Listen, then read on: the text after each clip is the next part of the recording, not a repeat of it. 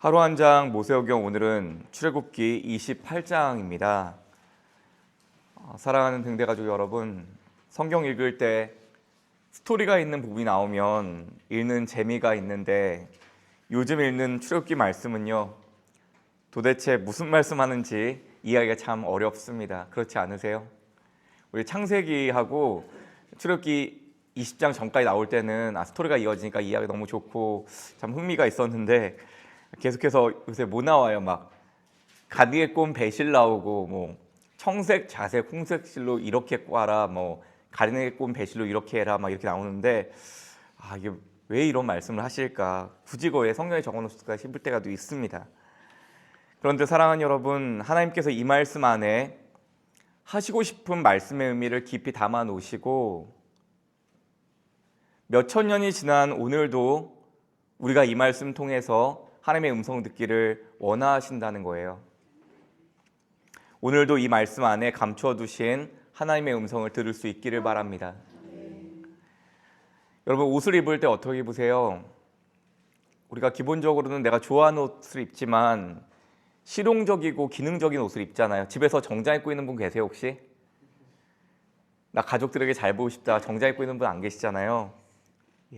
계신가 봐요. 하지만 어떤 자리에 따라서 누구를 만나냐에 따라서 여러분 기능과 실용적인 것만 고집할 수 없죠. 격식과 틀이라는 게 있기 때문에 갖추어서 옷을 입어야 될 때도 있다는 것입니다. 예를 들면 뭐가 있을까요? 상견례 자리 나갈 때 반바지 입고 갈 수 없잖아요. 그렇죠? 어른을 만나러 가는 자리에도 옷을 함부로 입을 수가 없잖아요.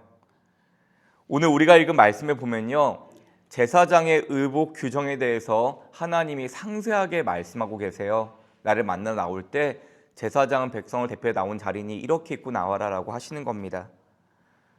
아론과 아론의 자손들을 세울 때는 이런 옷을 지어서 입혀라고 말씀하시는 거예요. 하나님은 제사장의 직분을 수행하기 전에 먼저 그 옷이 주는 의미가 무엇인지를 상세하게 잘 가르쳐주고 계시는 겁니다. 그래서 출애굽기 28장의 장 제목은요, 제사장의 옷이라고 할 수 있어요. 제사장의 옷 이야기를 합니다. 그리고 오늘 말씀의 부제는 주님의 뜻을 묻기라고 해봤습니다. 주님의 뜻을 묻기. 우리 오늘 찬양했잖아요. 주님의 뜻을 이루소서. 우리의 삶에 하나님의 뜻이 이루어지길 원하잖아요. 주님의 뜻을 묻기. 오늘 말씀을 나누는 통해서 저와 여러분이 주신 하나님의 뜻을 알게 되기를 간절히 축원합니다. 오늘 1절부터 14절 오늘 세 단락으로 나눠볼 수 있는데 첫 번째 단락은요, 부르심과 거룩한 옷이라고 할 수 있어요. 1절부터 14절이 부르심과 거룩한 옷에 대한 이야기입니다. 자, 1절 말씀 우리 한번 같이 읽어볼게요. 너는 이스라엘 자손 중 내 형 아론과 그의 아들들 곧 아론과 아론의 아들들 나답과 아비후와 엘르아살과 이다말을 나를 섬기는 제사장 직분을 행하게 하되. 하나님이 오늘 아론과 그의 아들들을 부르고 계세요. 제사장이잖아요. 제사장 가문이잖아요. 그리고 그들에게 무엇을 입혀요? 옷을 입히라고 말씀하시는 겁니다. 근데 그 옷은 어떤 옷이에요? 2절이 나오는데 내 형 아론을 위하여 거룩한 옷을 지어 영화롭고 아름답게 할지니, 지금 모세를 통해서 하나님 말씀 전하시는 거잖아요. 근데 내 형 아론을 위해서, 제사장을 위해서 거룩한 옷을 지어서 영화롭고 아름답게 만들어라 라고 하시는 겁니다.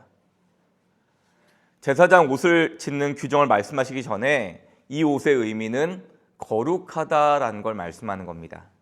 이 옷은 거룩한 옷이야.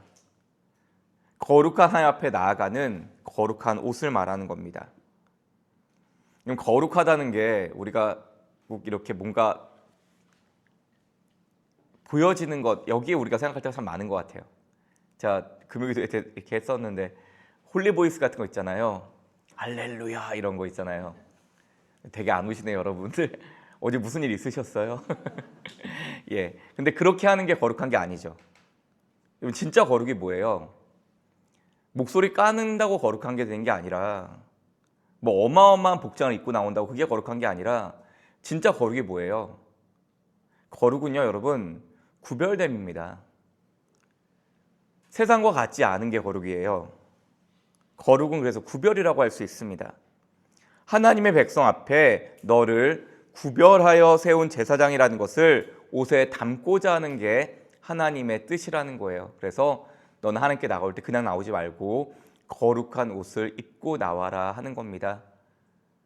여러분, 하나님 앞에 우리가 나갈 때 마찬가지죠.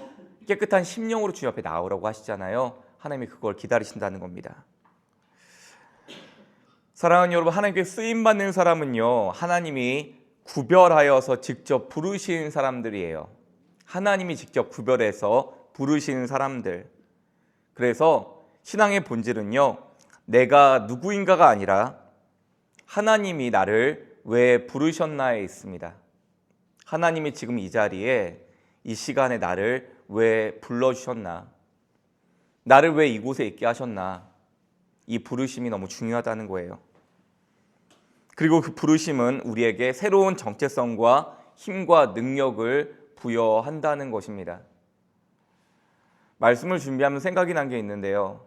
제가 결혼 전에 선교사 자녀 캠프를 섬긴 적이 있는데, 선교사 자녀 캠프에서 제가 청소년부 팀장이었었는데 저희 다른 분들이 너무 일을 잘하시는 거예요. 그래서 제가 팀장인 제가 별로 할 게 없는 거예요. 근데 할 게 없으면 편하고 좋을 것 같았는데 그렇지가 않더라고요. 사람은 그 자리에서 자기에게 주어진 역할을 감당할 때 힘이 난다는 걸 그때 알게 됐어요. 마냥 편하고 일이 없는 게 좋은 게 아니구나. 마땅히 감당할 내 역할, 하나님이 그 자리를 부르신 그 역할을 감당할 때 그때 새로운 힘이 생긴다는 걸 알게 됐어요. 여러분, 은혜 가운데 죄송해요, 자꾸 어린이라고 하네요. 우리 등대 교육부 잔치 잘 마쳤잖아요. 우리 교육위원회하고 섬겨주시는 귀한 분들 너무 잘 섬겨주셔서 너무 행복한 잔치 잘 마쳤어요. 우리가 3번째 하는 어린이 잔치였는데 이번이 가장 좋았다는 평들이 참 많더라고요. 그동안 너무 애쓰고 수고해 주셨는데 이번이 가장 좋았다, 이런 평들이 참 많았습니다. 너무 감사해요. 잘 섬겨주셔서. 죄송합니다. 2번째래요. 너무 좋아서 3번째인 줄 알았어요. 뒤에서 교육 목사님이 잘 짚어주셨습니다. 근데 다들 너무 잘 섬겨주셨는데 참 인상적이었던 게, 여러분, 이번 교육부 잔치 때 우리 다음 세대가 되게 많이 온 거 아세요? 우리가 개수한 걸로는 50명 정도 왔는데 우리 교회 아닌 친구들도 오고 그동안 얼굴 못 봤던 친구들도 많이 와서 60명이 넘게 왔어요. 우리 작년에 한 200명 정도 되는 교회인데 아이들이 60명이 넘게 왔습니다. 근데 청년들이 같이 섬겼거든요. 근데 14명의 청년이 도우미로 같이 섬겨준 거예요. 평소에는 늘 숨어있던, 늘 부끄러워하던 우리 청년들이 이 어린이 잔치 때 열심히 함께 섬긴 겁니다. 그리고 예배를 참석하고 잔치 함께 참석한 청년들이 20명이 넘는 청년들이 함께 했어요. 아마 우리 교회 개척한 이후에 처음 있던 시간이었던 것 같아요. 이걸 통해서도 알게 됐어요. 역시 청년들 역시 본인들이 섬기는 자리에서 참 빛이 나는구나. 하나님 부르신 자리에 있을 때 힘과 능력이 생기는 것 같습니다. 사랑하는 여러분, 하나님께서 저와 여러분도 부르신 자리가 있죠. 그 부르신 자리에서 하나님 주시는 힘과 능력 가운데 주어진 역할 잘 감당하셔서 또 거기서 하나님께서 예비해 놓으신 은혜를 만나는 우리가 되기를 간절히 축원합니다. 이어지는 15절부터 30절은요, 2번째 단락인데 판결 흉패에 대한 내용입니다. 판결 흉패. 대제사장은 가슴에 흉패, 이것을 판결 흉패라 부르는데 그걸 달고 서게 됩니다. 자, 15절 보시면, 너는 판결 흉패를 에봇 짜는 방법으로 금실과 청색, 자색, 홍색실과 가늘게 꾼 배실로 정교하게 짜서 만들되 라고 했습니다. 자, 21절은 여러분이 읽으시겠어요? 21절입니다. 시작. 이 보석들은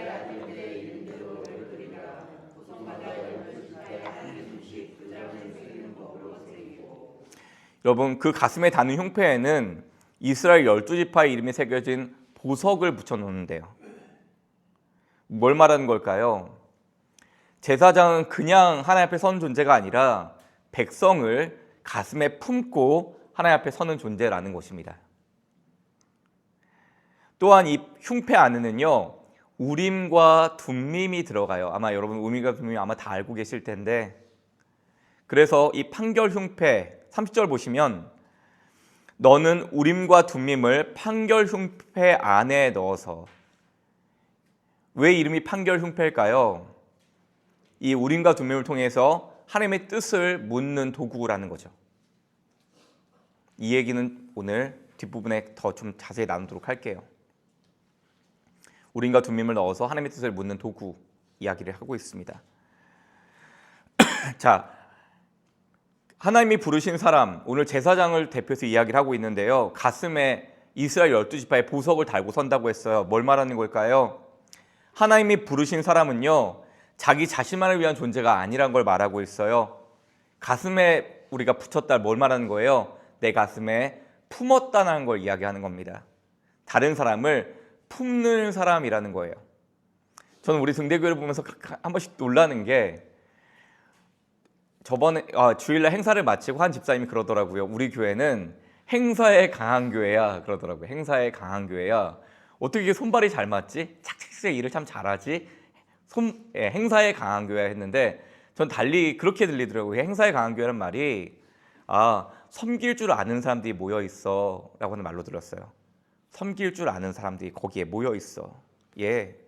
왜 이렇게 섬기는 걸 이렇게 즐거워하고 열심히 할까요? 막 되게 정리도 오래 걸릴 줄 알았거든요. 마지막 정리도. 근데 뒷정리도 한 거의 뭐 25분 30분 만에 막 끝난 것 같아요. 다들 막 합력해서 이렇게 막 하셔서. 예. 여러분 자기 자신만 생각하는 사람들이 아니라 다른 사람을 품는 것이 당연하게 생각하는 사람들이 거기서 섬기고 있다는 겁니다. 여러분 참된 영성은요 하나님과의 관계뿐만이 아니라 사람을 품는 마음으로 드러나는 것입니다. 그래서 가장 큰 계명이 뭐예요? 하나님이 우리에게 주신 하나님을 사랑하고 내 이웃을 사랑하는 것이 하나님이 우리에게 허락하신 가장 큰 계명이라고 했잖아요. 예, 그래서 참된 영성은요 하나님과의 관계뿐만이 아니라 사람을 품는 마음에서 드러나는 줄 믿으시기 바랍니다. 자, 마지막 31절부터 43절은요 거룩함과 책임에 대한 이야기를 하고 있어요. 거룩함과 책임. 하나님 앞에 서는 삶에는 거룩함과 책임이 요구된다는 겁니다. 같이. 제사장의 옷은 매우 세밀하고 섬세하게 구성되는데 특히 머리에 쓰는 관에는 이런 말씀이 새겨져요. 36절입니다. 우리 한번 같이 읽어볼게요. 너는 또 순금으로 패를 만들어 도장을 새기는 법으로 그 위에 새기되 여호와께 선결이라고 하고. 여러분 머리 관에는 여호와께 선결이라는 말을 써서 모자같이 씁니다. 뭘 말하는 걸까요? 여호와께 선결이라는 말처럼 여호와께 거룩해라, 하나님 앞에 깨끗해라는 이 말처럼 제사장의 삶 전체는 하나님께 드려진 삶이라는 것입니다. 이 삶 자체가 거룩을 나타낸다는 거죠.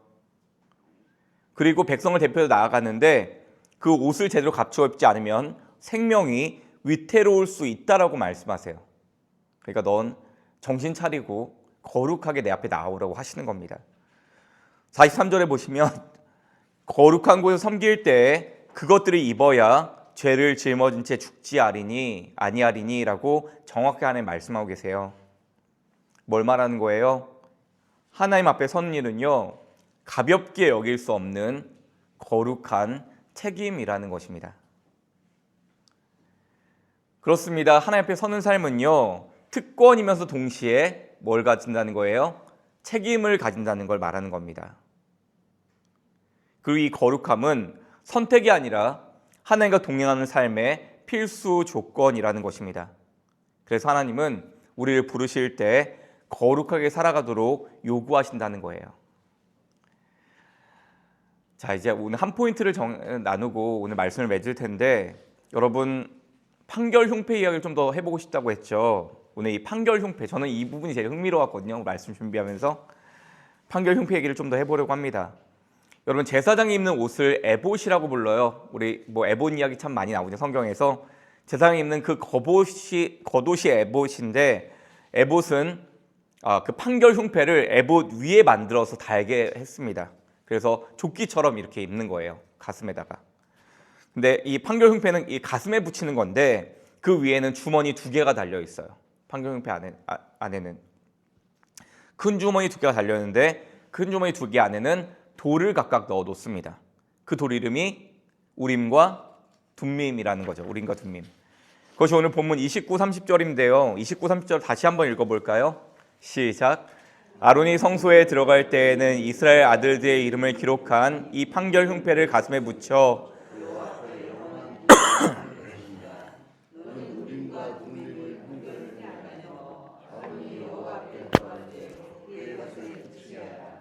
아론 여호와 앞에서 이스라엘 자손의 흉패를 항상 그의 가슴에 붙일지니라. 아멘. 여러분, 제사장이 에봇 위에 흉패를 붙이고 흉패 위에 2 주머니 그리고 그 안에 돌을 얻었는데 이 돌 이름이 하나는 우림이고 하나는 둠밈이라고 했습니다. 우림과 둠밈. 자, 우림의 뜻은 뭘까요? 우림의 뜻은 빛이라는 뜻을 갖고 있습니다. 우림이 빛이에요. 그럼 우리 생각해요. 둠밈은 보통 어두움이라고 생각하잖아요. 그래서 이게 신대어 문제에 많이 나와요. 우림과 둠밈의 뜻, 빛과 어둠에서 많이 틀려요. 우림은 빛이란 뜻이고 둠밈은 완전이란 뜻입니다. 우림은 빛, 둠밈은 완전. 더 엄밀하게 말하면요, 이 단어를 복수형으로 쓰고 있어요. 무슨 뜻이에요? 우림은 빛들이란 뜻이고요. 둠밈은 완전함, 완전함들이란 뜻입니다. 그리고 이 빛들의 첫자를 히브리어 알파벳 첫자를 쓰고 있어요. 알레프라는 알레프라는 단어를 쓰고 있어요. 예, 헬라어로 하면 이게 알파가 되는 겁니다. 이 완전들의 첫자는 둠밈의 첫자는 히브리어 알파벳의 22번째 마지막 자를 쓰고 있어요. 타브라고 하는데요. 헬라어로 하면 오메가가 됩니다. 뭘 말하는 걸까요? 예, 우림과 둠밈은 하나님의 처음과 끝을 말하는 거예요. 하나님의 시작과 마지막, 하나님의 뜻이 여기에 있다는 의미를 갖고 있는 거죠. 즉, 이 돌들은 하나님의 뜻을 묻는 신탁의 돌들이라는 겁니다. 하나님의 뜻을 묻는 신탁의 돌들. 그래서 제사장이 하나님 앞에 나아가서 하나님의 뜻을 묻는 거예요. 무엇으로? 이 우림과 둠밈으로요. 하나님, 지금 우리나라에 이렇게 중대한 결정이 있는데, 중대한 선택이 있는데, 사안이 있는데 하나님, 이 사안을 어떻게 생각하십니까? 이 돌로 응답해 주세요라고 구하는 겁니다. 이 돌이 빛이 나게 해주세요 하는 거예요.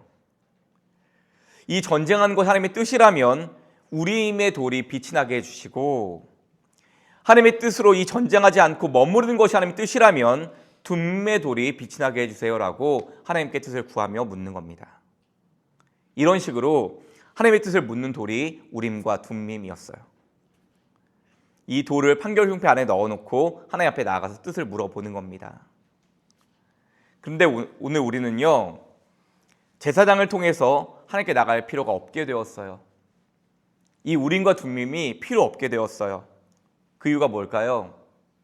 우리를 영원한 제사장이라고 하셨거든요. 베드로전서 2장 9절 10절 여러분 다 아는 말씀이에요. 제가 읽어드릴게요.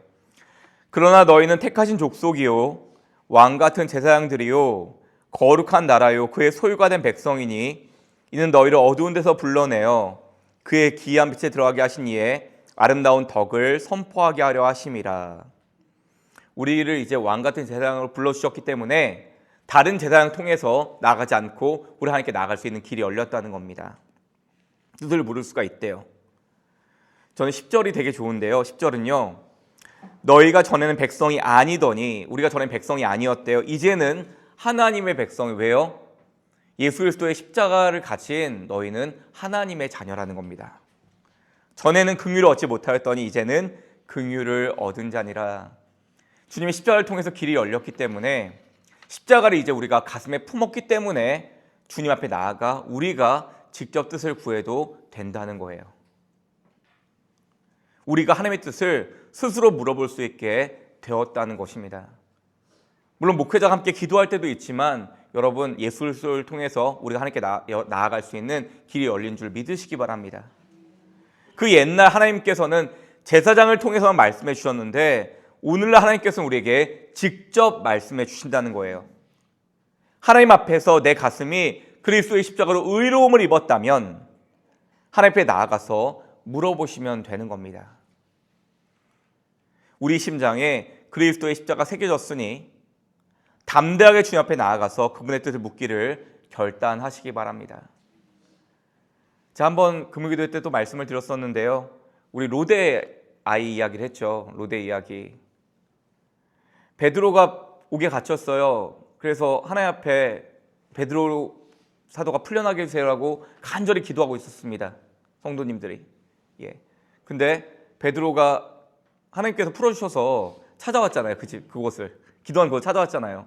그때 로데가 그 소리를 듣고 나와서 누구세요? 했더니 나 베드로다. 하나님 나 구해줬어 하니까 로데가 뭐라 그래요? 너무 기쁜 나머지 문을 안 열어주고 들어가서 얘기하는 거예요. 베드로가 사도님이 풀려났어요. 하나님이 구해줬어요 하니까 뭐라 그래요? 사람들이 네가 꿈을 꿨구나. 네가 천사를 만났구나라고 비아냥거리잖아요. 사람들이. 이거 뭐예요? 너무 이 장면이 우스운 거예요. 간절히 기도하고 있는데 왜 기도하는 거예요? 믿지 않고 기도하는 거예요. 확신이 없이 기도하고 있는 거예요. 우리에게 주는 말씀이에요. 하나님이 분명히 말씀했거든요. 예수 그리스도가 길이요 진리요 생명이라고 말씀하셨거든요. 정말 주님을 통해서 길이 난다고 응답이 있다고 말씀하셨거든요. 그럼 우리는 믿고 구하는 겁니다. 하나님이 하나님의 방법대로 어떻게 말씀하실지 기대하고 소망하는 마음으로 우리는 믿고 구하는 겁니다. 아마 여러분 안에도 제 안에도 기도하면서도 이게 될까? 하나님이 일하실까? 싶은 부분들이 있을 거예요. 여러분 오늘 기도하실 때는 오늘 어린이날 공휴일에 하나님의 뜻을 구하러 나오셨잖아요. 오늘 구하실 때는 하나님의 뜻과 방법으로 어떤 방법으로든 하나님 말씀할 줄 믿습니다. 내 안에 의로운 길 예수 그리스도를 심어 놓으셨고 예수님이 길이요 진리요 생명이라 하셨으니 주님이 살 길로 인도할 줄 믿습니다. 주님을 믿으시고 주 앞에 하나님의 뜻을 구하며 기도하시기를 예수님의 이름으로 간절히 축원합니다. 마지막으로요, 여러분 판결 흉패 위에는 순금, 보석 12개를 붙여놓는다고 했어요. 그리고 그 보석 위에는 이스라엘 지파의 이름을 새겨놓는다 했습니다. 여러분 이스라엘 12지파의 이름을 보석으로 새겨놓으란 말씀은요, 모두가 하나님 앞에 존귀한 지파로 하나님이 인정한다는 말씀이에요. 난 유다 지파만 인정해, 단지파는 인정하지 않아, 이게 아니라 12지파 모두를 하나님이 인정한다는 의미를 갖고 있는 겁니다. 사실 이스라엘 12지파 중에는요, 하나님의 사랑을 받은 지파도 있고 받지 못한 지파도 있잖아요. 야곱이 12지파 똑같이 축복했어요. 유다와 요셉 지파처럼 막 축복한 지파도 있고요. 르우벤, 시므온, 레위처럼 저주받은 지파도 있어요. 근데 하나님께서는 그런 거 상관없이 난 너희 12지파를 모두 다 보석처럼 대한다 하시는 겁니다. 난 너희 12지파를 모두 보석 같은 존재로 사랑한다 말씀하시는 주님의 선언이 여기 담겨 있는 것입니다. 우리 그렇게 생각해요. 하나님이 저 사람 더 사랑하는 것 같아. 근데 여러분, 부모가 볼 때 자녀의 가장 불행한 모습이 뭐예요? 이 자녀가 내가 지를 정말 사랑한다는 모르고 다른 사람을, 다른 형제를 더 사랑한다고 느낄 때 그 아이가 얼마나 힘들어요. 그걸 바라보면 부모의 마음은 얼마나 아파요. 하나님께 동일한 심정이라는 거예요. 내가 12지파를 내 가슴에 붙였다라고 하시는 겁니다. 그리고 그 말씀을 왜 제자에게 해주시죠? 그 보석 같은 12지파를 가슴에 붙이고 다니면서 그 12지파를 늘 가슴에 끌어안고 매일같이 하나님께로 나아가서 기도하라는 말씀인 것입니다. 저를 비롯한 목회자에게 주는 너무 중요한 말씀이죠. 너무 부담스럽지만 너무 거룩하고 중요한 말씀이죠. 저를 비롯한 우리 목회자들 그리고 교회를 섬기는 귀한 중직들이 새겨들어야 할 말씀인 줄 믿습니다. 12지파의 가슴에 끌어안고 매일같이 하나님께 나아가 기도하라는 말씀인 것입니다. 제사장은 모든 지파들을 가슴에 안고 하나님의 성소에 들어가서 이 12지파를 위해서 기도할 의무와 책임을 가진 자들이라는 것입니다. 여러분 그 마음으로 우리 왕 같은 제사장으로 불러주셨죠? 그 마음으로 함께 우리 교회 공동체를 품고 기도하는 저와 여러분 되시기를 예수님의 이름으로 간절히 축복합니다. 아무도 차별하지 않으시고 보석같이 사랑하시는 하나님의 은혜를 기억하시고요. 왕 같은 제사장으로 맡겨진 공동체를 위해서 기도하는 저와 여러분 되시기를 예수님의 이름으로 간절히 축원합니다.